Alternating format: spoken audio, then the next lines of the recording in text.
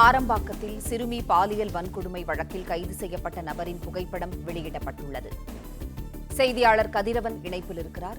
கதிரவன், வணக்கம். கைது செய்யப்பட்ட நபரின் புகைப்படம் வெளியிடப்பட்டுள்ளது, விவரங்களை சொல்லுங்க.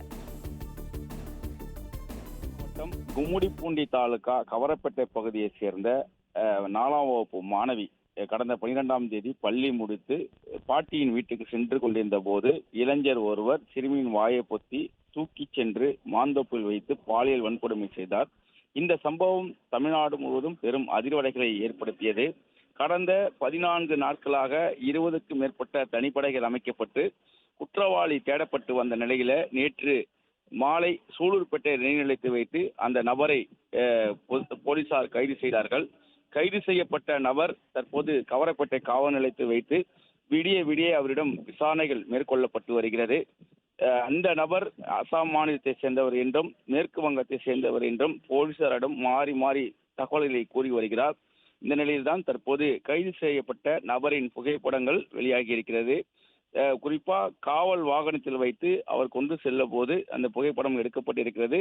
ஏற்கனவே சிசிடிவி காட்சியில் பதிவான அந்த புகைப்படமும் இந்த நபரின் புகைப்படம் ஒரே மாதிரி இருப்பதாக, இவர்தான் குற்றவாளி என்பதையும் நேற்று ஐஜி அவர்கள் உறுதிப்படுத்தியிருந்தார். இதனை சிறுமியிடம் காண்பித்தும் அந்த சிறுமியும் அந்த குற்றவாளியை உறுதி செய்திருப்பதாகவும் அவர்கள் கிடைக்கப்பட்டிருக்கின்றன. குறிப்பா கடந்த 12ஆம் தேதி அந்த நபர் வார விடுமுறை என்பதனால ஆந்திராவா சூழல்பட்டிருக்கக்கூடிய ஒரு தபாவில் பணியாற்றி வருவதாகவும், கடந்த சில நாட்களாக அவர் மது மற்றும் கஞ்சா போதைக்கு அடிமையாகி பணிக்கு செல்லாமல் வார இறுதி நாட்களில் தமிழகத்துக்கு, அதாவது ஆந்திரா எல்லையிலிருந்து தமிழக எல்லைக்குள் சுற்றுலா பயணி போல் வருவதாகவும், அந்த வகையில் தான் கடந்த சனிக்கிழமை அன்று ரயில் மூலயமாக பயணம் செய்து சூழல்பேட்டையிலிருந்து சென்ட்ரல் செல்லக்கூடிய ஒரு மின்சார ரயிலில் பயணம் செய்து ஆரம்பாக்கம் ரயில் நிலையத்துக்கு வந்து அப்பொழுது சிறுமி தனியாக செல்வதையும் அந்த பகுதியில ஆள் நடமாட்டம் இல்லாததை சாதகமாக பயன்படுத்தி கொண்டு சிறுமியை பாலியல் வன்கொடுமை செய்திருப்பதும் தெரிய வந்திருக்கிறது.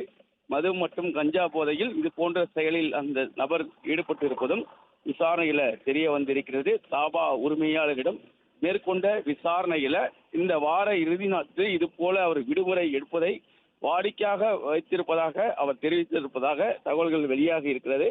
அதன் அடிப்படையிலும் விசாரணைகள் தொடர்ந்து தாபா உரிமையாளரிடம் நடைபெற்று வருகிறது. தற்போது மீண்டும் டிஎஸ்பிகள் 3 டிஎஸ்பிகள் தலைமையிலான காவல்துறையினரும் கவரப்பேட்டை காவல் நிலையத்துக்கு வருகை தந்திருக்கிறார்கள். ஏற்கனவே கவரப்பேட்டை காவல் நிலையத்தில் துப்பாக்கி ஏந்திய போலீஸ் பாதுகாப்பும் போடப்பட்டிருக்கிறது. குற்றவாளி கைது செய்யப்பட்ட நிலையில அவரிடம் அவரது பின்னணி குறித்து தொடர்ந்து விசாரணை நடைபெற்று வரக்கூடிய நிலையில இந்த நபர் வார இறுதி நாட்களில் அந்த விடுமுறை எடுப்பதும் ரயிலில் பயணித்து தமிழக எல்லைக்குள் சுற்றுலா பயணி போல் வருவதும் தெரிய வந்திருக்கிறது. கஞ்சா மற்றும் மது போதைக்கு அடிமையான நபர் அதே போலதான் கடந்த சனிக்கிழமை அன்று சிறுமியிடம் அத்துமீறி இருப்பதும் விசாரணையில் கண்டுபிடிக்கப்பட்டிருக்கிறது. தொடர் விசாரணைகள் நடைபெற்று வருவதாகவும் தகவலானது தெரிவிக்கப்பட்டிருக்கிறது.